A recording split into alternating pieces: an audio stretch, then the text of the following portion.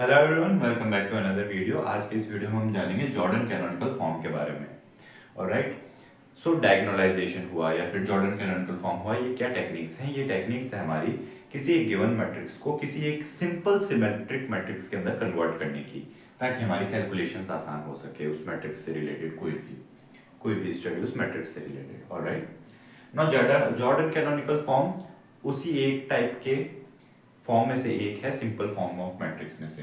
तो आइए पहले समझते हैं जॉर्डन कैनोनिकल फॉर्म क्या है, एंड फिर हम सीखेंगे कि कैसे हम Jordan canonical form find out कर सकते हैं किसी मैट्रिक्स ए का। नाउ अगर हमारे पास कोई ऐसी मैट्रिक्स है जिसके अंदर डायगोनल एलिमेंट्स जॉर्डन ब्लॉक्स हैं J1, J2, J3 and so on, and बाकी सभी एंट्री जीरो हैं एलिमेंट्स, तो हम उसे जॉर्डन कैनोनिकल फॉर्म में कहेंगे। अब यहाँ पर एक टर्म हमारे पास आया है जॉर्डन ब्लॉक्स क्या होते हैं, तो हम दो चीजें समझेंगे यहाँ पर, ब्लॉक मैट्रिक्स क्या है एंड जॉर्डन ब्लॉक क्या है। तो पहले समझते हैं ब्लॉक मैट्रिक्स क्या है। तो मान लीजिए हमारे पास कोई मैट्रिक्स है 1 2 3 4 5 एंड या फिर 4 तक ही लीजिए स्क्वायर मैट्रिक्स के टर्म्स में, देन 2 3 4 1 1 2 3 4 एंड 1 2 3 4। नाउ एक तो ये तरीका हुआ इस मैट्रिक्स को लिखने का। इस मैट्रिक्स को अगर हम किसी और तरीके से लिखना चाहें तो इसे हम ब्लॉक मैट्रिक्स के फॉर्म में लिख सकते हैं। ब्लॉक मैट्रिक्स में मान लीजिए हमने यहाँ पर पार्टीशन किया एंड हमने ये जो ब्लॉक है इसे पूरा एक मैट्रिक्स का नाम दे दिया। सो इसे हम लिख सकते हैं ए बी सी डी, यानी कि हमने इस मैट्रिक्स को इस तरीके से लिखा ए बी सी डी, जहां पर ए ब्लॉक क्या है, ए ब्लॉक हमारा ये मैट्रिक्स है, बी ब्लॉक हमारी ये मैट्रिक्स है, सी ब्लॉक हमारी ये मैट्रिक्स है एंड डी ब्लॉक हमारी ये मैट्रिक्स है।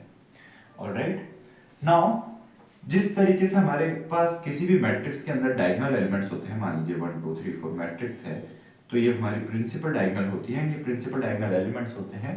उसी तरीके से हमारे ये जो ए एंड डी हैं ये डायगोनल ब्लॉक्स कहलाते हैं। तो यहाँ पर ये हमारे पास दो डायगोनल ब्लॉक्स हैं। उसी तरीके से जॉर्डन कैनोनिकल फॉर्म में हमारे पास सिर्फ और सिर्फ जॉर्डन ब्लॉक्स होते हैं डायगोनल में। ऑलराइट, एंड ये सिर्फ एक तरीका नहीं है इसी 4x4 मैट्रिक्स को ब्रेक करने का। हम चाहें तो इसे हम कुछ इस तरीके से भी ब्रेक कर सकते हैं। हम यहाँ पर एक 3x3 का ब्लॉक कंसीडर कर सकते हैं, 1x1 का ब्लॉक कंसीडर कर सकते हैं। ये हमारा 4 मैट्रिक्स हो जाएगी, 1x1 मैट्रिक्स, एंड बाकी बची हुई हमारी ये 3x3 मैट्रिक्स। सो ये होती है हमारे पास block matrix. Now Jordan canonical form ऐसा फॉर्म होता है जिसमें हमारे पास डायगोनल पे जॉर्डन ब्लॉक्स हों। नाउ अब हमारे पास क्वेश्चन ये है कि जॉर्डन ब्लॉक्स क्या होते हैं। तो जॉर्डन ब्लॉक होता है हमारे पास एक ऐसी मैट्रिक्स जिसकी डायगोनल एलिमेंट्स पे हमारे पास हो लैम्डा 1 लैम्डा 2 लैम्डा 3 उसकी आइगन वैल्यूज। मान लीजिए हम 3x3 की बात करें, एंड जो उसकी सुपर डायगोनल है, सुपर डायगोनल यानी कि जो हमारी डायगोनल एलिमेंट है उसके जस्ट नेक्स्ट ऊपर जो डायगोनल होगी हमारे पास, वहां पर हमारे पास 1 हो तो उसे हम जॉर्डन ब्लॉक कहेंगे। तो ये तो हुई हमारे पास डायगोनल एंड ये हुई हमारे पास सुपर डायगोनल। ऑलराइट, कहने का मतलब अगर हमारे पास कुछ इस तरीके से एलिमेंट्स है a11 a12 a13 a21 a22 a23 a31 a32 and a33, तो यहां पर हमारे पास डायगोनल तो क्या है a11 a22 a33, एंड ये तो हमारी प्रिंसिपल डायगोनल है, एंड सुपर डायगोनल है उसके ऊपर की जो हमें डायगोनल मिल रही है। ऑलराइट, सो ये थी हमारे पास डायगोनल क्या होती है, हमारे पास सुपर डायगोनल क्या होती है। एंड सुपर डायगोनल पे जब हमारे पास आइगन वैल्यूज हो, सॉरी सुपर डायगोनल पे जब हमारे पास 1 हो एंड प्रिंसिपल डायगोनल पे आइगन वैल्यूज हो तो उसे हम जॉर्डन ब्लॉक कहेंगे। ऑलराइट, एंड ऐसे ही जॉर्डन ब्लॉक से बनने वाली इस मैट्रिक्स को हम जॉर्डन कैनोनिकल फॉर्म में कहते हैं। मान लीजिए कोई मैट्रिक्स हमारे पास कुछ इस तरीके से है 4 4 एंड यहाँ पर 1 है एंड यहाँ पर 3 है। सो ये हमारा जॉर्डन कैनोनिकल फॉर्म हुआ। कैसे? यहाँ पर हमारे पास दो जॉर्डन ब्लॉक्स हैं, एक है हमारे पास 2x2 का जॉर्डन ब्लॉक जिसके अंदर हमारे पास 4 एंड 4 है, एंड ये हमारे पास 1 क्रॉस 1 का जॉर्डन ब्लॉक है जिसमें आइगन वैल्यू हमारी 3 है। ऑलराइट, नाउ हमारे पास ये जो मैट्रिक्स गिवन है ए, इसका हम Jordan canonical form find out करेंगे। ना Jordan canonical form find out करने के लिए सबसे पहले हमें आइगन वैल्यूज की रिक्वायरमेंट होगी, एंड आइगन वैल्यूज के लिए हमें इसकी कैरेक्टरिस्टिक इक्वेशन चाहिए। सो आइए हम इसकी कैरेक्टरिस्टिक इक्वेशन लिखते हैं। सबसे पहले हमारे पास होगा lambda cube, then minus trace of A. Trace of A क्या होगा? 0 + 8 + -2, यानी 8 - 2 6 lambda square. Then next term होगी हमारे पास sum of minors. Now sum of minors क्या होगा? सबसे पहला होगा माइनर हमारे पास 8 3 -8 - 2। नेक्स्ट माइनर जो होगा हमारे पास, वो हमारे पास 8 का माइनर में लिखना है 0 2 4 -2, 0 2 4 -2। एंड नेक्स्ट माइनर में लिखना है -2 का, यानी 0 4 -3 8। नाउ 8 to the -16 + 24 होगा हमारे पास 8। देन प्लस, नाउ नेक्स्ट होगा 0 to the 0 0 -8, so -8। And then plus next term होगी हमारे पास 8 0 0 0 -12, यानी +12। सो हमारे पास 8 - 8 0 एंड +12 हमारे पास माइनर बचेगा, माइनर का सम। सो +12 लैम्डा। एंड डिटरमिनेंट जब हम निकालेंगे इस मैट्रिक्स का, सो फर्स्ट रो के अलोंग अगर हम एक्सपेंड करें, सो -4 × 2 3 6 6 -12, देन +2 × 8 3 24 -4 8 32। नाउ 6 -12 हमारे पास बचा -6 × 4 24, देन प्लस का हमारे पास बचेगा 24 - 32, यानी कि वो हमारे पास -8 × 2 -16, सो 24 + -16 यानी कि 8। माइनस ऑफ डिटरमिनेंट हम यहाँ पर लिख देंगे, ये हमारे पास कैरेक्टरिस्टिक इक्वेशन मिलती है।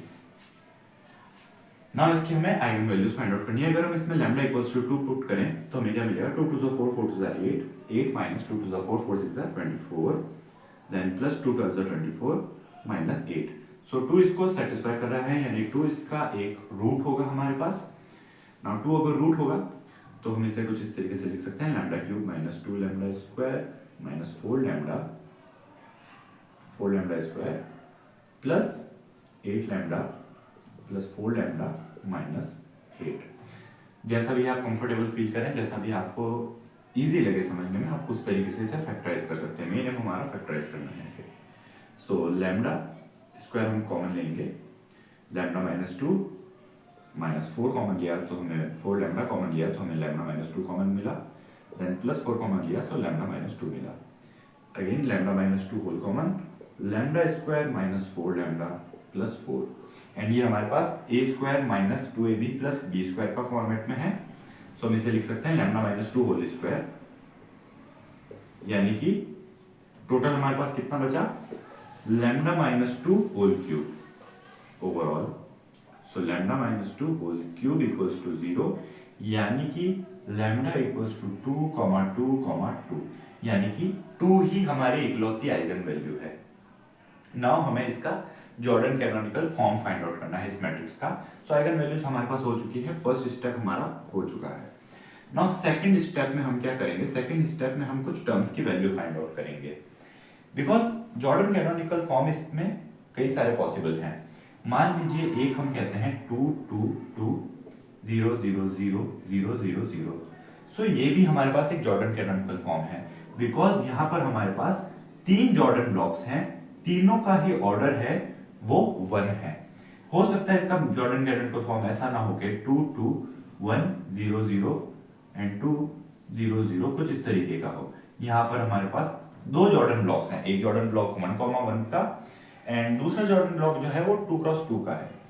हो सकता है यहाँ पर दोनों ही 1 हो, तो ये हमारे पास 3x3 का जॉर्डन ब्लॉक होगा। तो जॉर्डन ब्लॉक कितने होंगे, कितने ऑर्डर के जॉर्डन ब्लॉक्स होंगे, वो सब हम कुछ टर्म्स की वैल्यू फाइंड आउट करके पता लगाएंगे। सो नाउ सबसे पहले हम फाइंड आउट करेंगे a माइनस लैम्डा आई, जो कैरेक्टरिस्टिक मैट्रिक्स है हमारी, वो हम फाइंड आउट करेंगे। सो 0 - 2 -2 then 4 and 2। then minus 3 as it is, 8 minus 2 6 and 3 as it is, then 4 minus 8 and 2 minus 2 minus 2 यानी कि minus 4. सो ये हमारे पास a माइनस लैम्डा आई मिल गया है हमें. ऑलराइट, नाउ हम फाइंड आउट करेंगे a माइनस लैम्डा आई का whole square. a minus lambda I whole square हमें क्या मिलेगा? a minus lambda I whole square find out करने से पहले हमें rank a minus lambda I find out करनी है. So rank a minus lambda I क्या होगी हमारे पास? Now rank a minus lambda आई को फाइंड आउट करने के लिए हम ये करेंगे कि हमारे पास जितनी रोज हैं उनमें से मैक्सिमम कितनी रोज हमारे पास जीरो हो सकती हैं. ऑलराइट, सो आप देख सकते हैं अगर हम 2 टाइम्स रो 1 करें प्लस रो 3 अगर हम करें, सो 2 टाइम्स रो 1 कितना होगा? -4 प्लस 8 एंड प्लस ऑफ 4. तो ऐड करेंगे तो हमें जो रो 3 है वो 0 मिल जाएगी. नाउ जो हमारे पास रो 1 है उसे हम डिवाइड बाय 2 करें, मल्टीप्लाई बाय 3 करें. सो 3/2 से अगर मल्टीप्लाई करें -3/2 से, सो -3/2 इंटू -2 कितना हुआ हमारे पास? -2 कैंसिल एंड 3 बचा 3. देन -3/2 इंटू 4 हमें इसी तरीके से -6 मिलेगा एंड -3/2 इंटू 2 हमें मिलेगा -3. सो इन दो का जो सम होगा यानी -3/2 R1 प्लस R2 वो भी हमें इक्वल्स टू 0 मिलेगा. सो रो ऑपरेशंस लगाकर हम 2 रोज को 0 बना सकते हैं. एक रो तो हमारे पास बचेगी. तो जितनी रोज हमारे पास बच रही हैं 0 बनाने के बाद वही हमारी रैंक है इस मैट्रिक्स की. So rank a minus lambda I हमारे पास कितनी आई? 1 आई है. नेक्स्ट स्टेप है हमें a माइनस लैम्डा आई का होल स्क्वायर कैलकुलेट करना है एंड अगेन उसकी भी रैंक फाइंड आउट करनी है. रैंक हम तब तक फाइंड आउट करेंगे जब तक कि किन्हीं दो मैट्रिक्स की जो रैंक हमारे पास सेम ना आ जाए. सो -2 4 2 into a minus lambda I का होल स्क्वायर करना है हमें. सो माइनस इसे हम लिख सकते हैं -2 4 2 -3 6 3 4 -8 -4. तो आइए हम इसे मल्टीप्लाई करते हैं. सो -2 इंटू -2 हमारे पास होगा +4, देन 4 इंटू -3 -12 एंड 2 इंटू 4 होगा हमारे पास +8. सो 4 -12 प्लस 8 हमें क्या मिला? 0. ऑलराइट, देन सेकंड जब हम मल्टीप्लिकेशन करेंगे तो -2 into 4 -8, then 4 into 6 24, 2 into 8 -16. Again यहाँ पर हमारे पास -8 -16 -24, 24 -24 0 होगा. सो इसी तरीके से जब आप इसे पूरा सॉल्व करेंगे तो हमें 0 0 0 0 एंड 0 0 0 0 मैट्रिक्स मिलेगी. नाउ अगर 0 मैट्रिक्स है तो 0 मैट्रिक्स की जो रैंक होगी वो 0 हो जाएगी. Rank a minus lambda I whole square is equals to 0. Alright, now अब अगर a minus lambda I whole square equals to 0 है, so a minus lambda I cube भी हमारे पास 0 ही होगा obviously. So rank a minus lambda I cube equals to 0. Now ये दो रैंक हमारे पास आ चुकी है. सो जब रैंक हमारे पास इक्वल आ जाती है, मान लीजिए row a minus lambda I whole power s equals to rank a minus lambda I whole power s plus 1. जब हमें इस तरह का केस मिल जाता है तो हम कहेंगे कि s जो है वो हमें ये बता रहा है कि highest order of Jordan block that can exist. यानी कि s हमारे पास यहाँ पर कितना मिला है? हमें 2 मिला है. सो s2 मिला है यानी कि जो जॉर्डन ब्लॉक है वो हाईएस्ट 2x2 ऑर्डर का एग्जिस्ट कर सकता है. यानी 3x3 का जॉर्डन ब्लॉक एग्जिस्ट नहीं कर सकता. तो यानी कि जो 1 वाला केस था वो हमारे पास कैंसिल आउट हो चुका है. बट अभी भी 2 केस हमारे पास बाकी है. ये केस भी हो सकता है एंड ये केस भी हो सकता है. हो सकता है एक जॉर्डन ब्लॉक हो 2x2 का एंड एक 1x1 का, या फिर तीनों ही 1x1 के हो. तो अब दोनों में से कौन सा जॉर्डन ब्लॉक होगा ये हम आगे स्टेप से पता लगाएंगे. सो हमें क्या मिला? s इज इक्वल्स टू 2 सबसे पहली बात. नाउ यहां पर हमारे पास ऑर्डर ऑफ मैट्रिक्स क्या है? a. ऑर्डर ऑफ मैट्रिक्स है n इक्वल्स टू 3. सो सबसे पहले हम कुछ टर्म्स अगेन फाइंड आउट करेंगे. Q1 जो होगा हमारे पास वो होता है हमारे पास n minus rank of a minus lambda आई।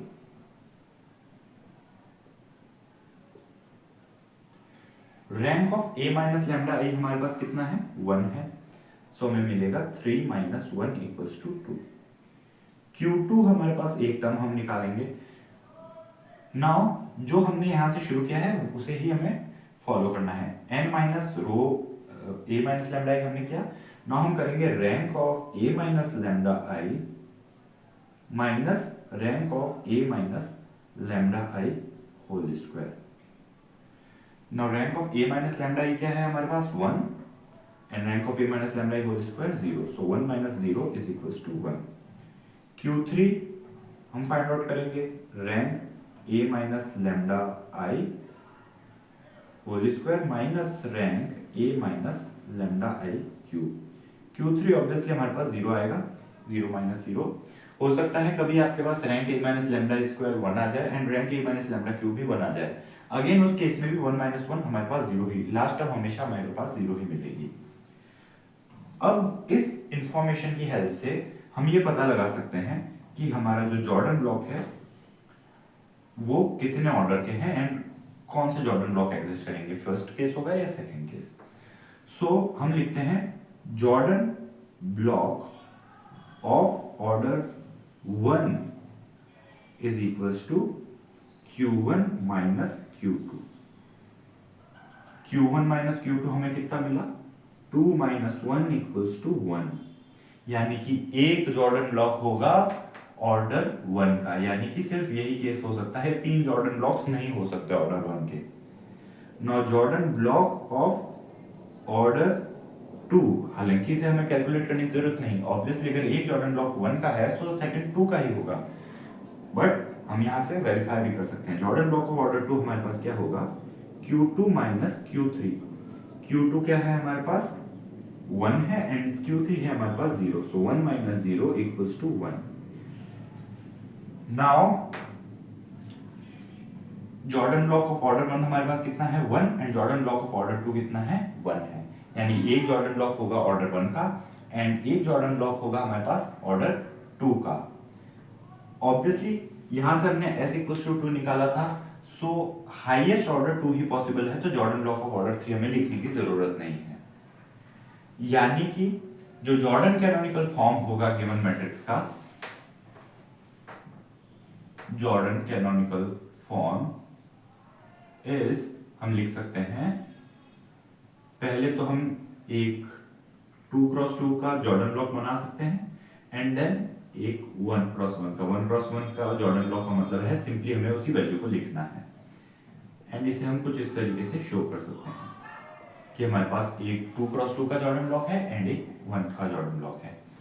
इसी चीज को, ये जो हमारे पास जॉर्डन ब्लॉक हमें जॉर्डन कैनोनिकल फॉर्म हमारे पास निकल कर आया, इसे हम इस तरीके से भी लिख सकते हैं। पहले आप 1 क्रॉस 1 के जॉर्डन ब्लॉक को लिख लीजिए एंड देन 2 क्रॉस 2 के जॉर्डन ब्लॉक को लिख लीजिए।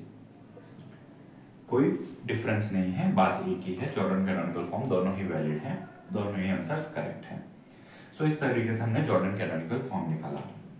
अगर आपके पास एक से ज्यादा आइगन वैल्यूज होंगी तो आपको इसी प्रोसेस को दोनों ही आइगन वैल्यूज के लिए रिपीट करना है। ऑलराइट, सो ये प्रोसेस था हमारे पास to find a Jordan canonical form of any given matrix A. Next video में हम एक और मैट्रिक्स लेंगे 4 क्रॉस 4 की एंड उसका हम Jordan canonical form find out करेंगे। उसके नेक्स्ट वीडियो में हम सीखेंगे कि कैसे अगर हमारे पास मिनिमल पॉलिनोमियल mx गिवन हो एंड डेल्टा x गिवन हो तब हम जॉर्डन कैनोनिकल फॉर्म कैसे फाइंड आउट कर सकते हैं। उस केस में Jordan canonical form find out करना इनफैक्ट काफी ज्यादा इजी है।